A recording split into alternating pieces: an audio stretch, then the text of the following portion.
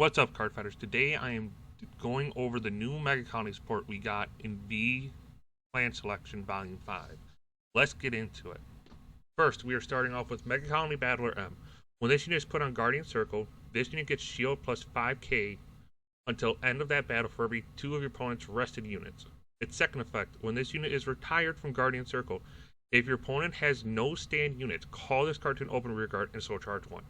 So what makes this card really good is the fact that it is still a great shield while your opponent's attacking.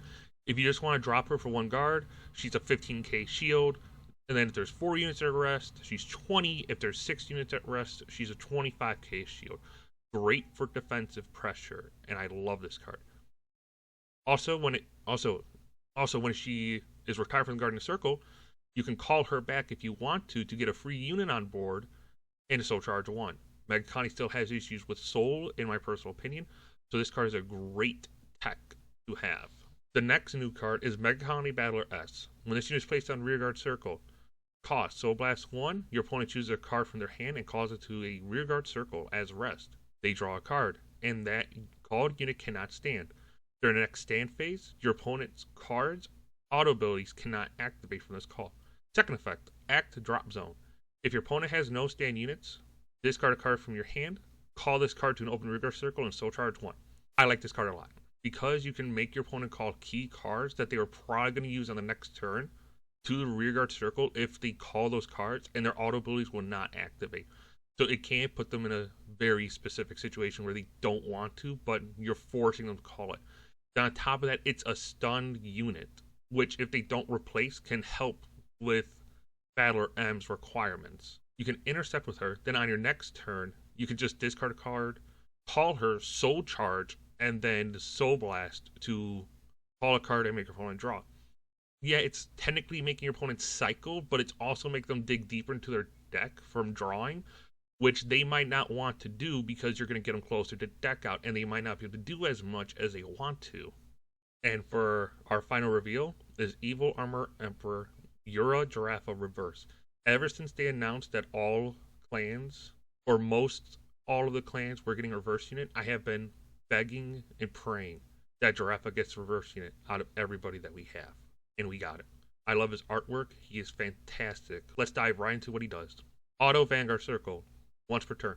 When this unit attacks a Vanguard, cost Counterblast 1, your opponent chooses 1 or more cards from their hand and calls them to Rearguard Circle at rest. The auto abilities of your opponent's cards do not activate from this call. If the number of cards your opponent called is less than the number of grade 3 cards with Giraffa in his card name in your soul, cost lock 1 of your rearguards and stand this unit. Auto, during your turn, when your opponent's rearguard is placed, cost lock 1 of your rearguards, and all of your front row units get power plus 15,000 until the end of turn. This card is fantastic. It is a brand new boss unit that applies so much more pressure than Mega Colony never really had. The fact that you can technically rip cards out of your opponent's hand while being on the offensive, and then you're going to lock units in your back row, realistically, to give your whole front row a bigger power buff and make it hard to guard is amazing. So let's look at this stuff we can do with Reverse Giraffa along with the other stuff that have been revealed. So for starters, Reverse Giraffa with the new units that we had got. Mega Colony Battler M really doesn't work that well with Reverse Giraffa because Reverse Giraffa does not stun the units that are called, which makes sense because you're ripping so much out of your opponent's hand and you're also getting a potential restand. So it's still not bad. M can help with the soul charge to potentially get another Giraffa grade 3 into your soul to make it more deadly.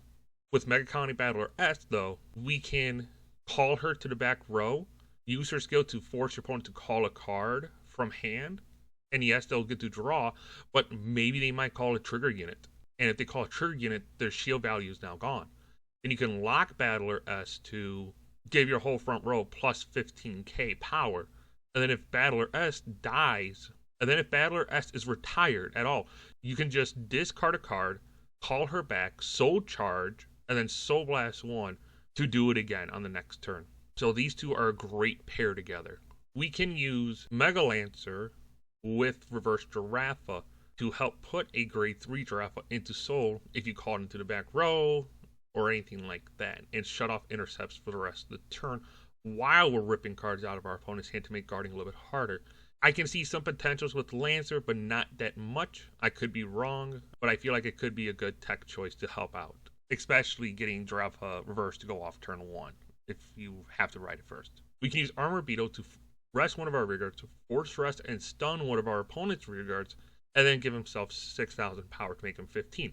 So that way when you swing with reverse Giraffa and you make your opponent call cards from hand, you can just lock the unit you rested off of Armor Beetle's skill and make him even harder to guard with. So I feel like this could be a good interaction with reverse Giraffa. My personal favorite is Brawny Jerk. Yes, Brawny Jerk is not live when your opponent is at grade 2 for the discard skill, but when you boost reverse Giraffa with Brawny Jerk, if your opponent's at grade 3, you can discard a card and make your opponent discard a card. Then you can use reverse Giraffa skill to make your opponent call cards from hand, and then you just lock Brawny Jerk because you're ripping more cards out of your opponent's hand, and if you're able to rip enough out, you'll probably be guaranteed a restand, depending on game state and scenarios and all that. With Megaconic Battler S, there are a couple of stuff that you can do with her to get her out of the drop zone easier. You can use Master Beetle to rest 2 rear guards, and then use her skill to bring her out of the drop zone, proc her effects easier. Along with using Armor Beetle. You can use Armor Beetle with Master Beetle to help bring her out of the drop zone if you have an open rearguard circle to help get board presence. And then you can use Armor Beetle to rest Master Beetle and then lock the Master Beetle with reverse Giraffa skill. So that way you still get more benefits off of it. By using Master Beetle and Armor Beetle to stun your opponent's rearguards if they are unable to call over them, it helps you get easy shield value with Megaconic Battler M. So these are also great tech choices to run with M and S. Now let's go ahead and hop over to the premium format and see what we can do with our new cards. Let's start off with Megaconic Battler M. Again, a very good defensive option card, which can help a lot. But the one card I see this card going really well with in the premium format is our G-Guard, Grisefort. Battler M is literally a carbon copy of Grisefort, just without being a G-Guardian, nor does Battler M rest the back row. So you can go into Grisefort, rest the back row, give Grisefort maybe a potential 10k power up. Then you can drop M to get another 10k power up. So it just helps guarding a lot easier. And then you can also use Crew Weeble. So that way, if your opponent decides to rest rearguards, try and reduce your shield value, you can drop M to try and get it back. So these are also good implications to the card. With Megaconic Battler S, she does have some pretty useful interactions in premium. The one that she will probably see play the most, depending on build, besides Giraffa premium, is going to be Gunning Cleo. She can help mill or pseudo mill your opponent a lot faster by making them draw cards. Combining her with Gunning Cleo and all these other mill mechanics can help a lot. From the playtesting I've used with her so far, I've decked out my one friend about 2 or 3 times, so she definitely helps a lot. But what makes her even better is we can use Tearful Malice. If we have 2 Megaconic Battler S's on the board, we can use Tearful Malice to kill them both, draw a card, soul charge, or technically put Malice into soul and countercharge 1 to get our resources back. Then we can just discard 1 to call Battler S back to the board and do her skill again. So there's another good interaction with premium and the order cards. For reverse Giraffa, you have a lot of stuff to use with him, in my personal opinion. I main Giraffa. I love Giraffa. I will probably be trying to figure out how to make him even stronger in premium. We can use our new strike coming out to help put on even more aggression with reverse Giraffa, with the restand, ripping cards out of your opponent's hand while they're minused. This is just going to be fantastic. I'm going to love every second of trying to push Giraffa as hard as I can, because our new stride activates in the G zone, so we never have to stride, and we just get the full benefits off of reverse Giraffa. A card we have access to in premium is Elemius and Trigal. At the beginning of your opponent's ride phase, if your opponent has a unit that is rested, look at 5 cards from the top of your deck, search for up to 1 card with Giraffa and its card name, reveal it, and add it to your hand, and shuffle your deck. So Trigal works great with Battler S, because if your opponent isn't calling cards in the early game to try and get around the stun, you just force them to call cards, stun them, and Trigal will immediately start checking the top 5 to try and find Reverse Giraffa to make it a lot easier to get into. You can also use a card like Armor Beetle. If they do try and rush in the early game, you can call Armor Beetle, call Trigal, rest the Trigal, and stun one of the rear guards, and immediately start checking the top 5 for Giraffa units. Up you find all of your pieces, Reverse Giraffa, OG Giraffa. The limit is technically the ceiling for a Giraffa depending on how you make it. What's nice about Trigal is that he doesn't care if he sees a rear guard or a vanguard stunned.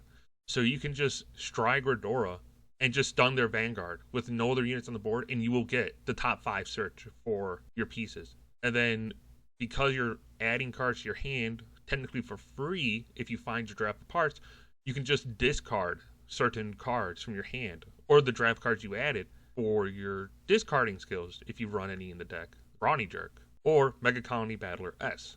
So overall, what do I think of Reverse Giraffa? It has a lot of potential in both V Premium and Premium. Along with the bigger card pool in Premium, I could see it definitely being a big competitor out of all the builds.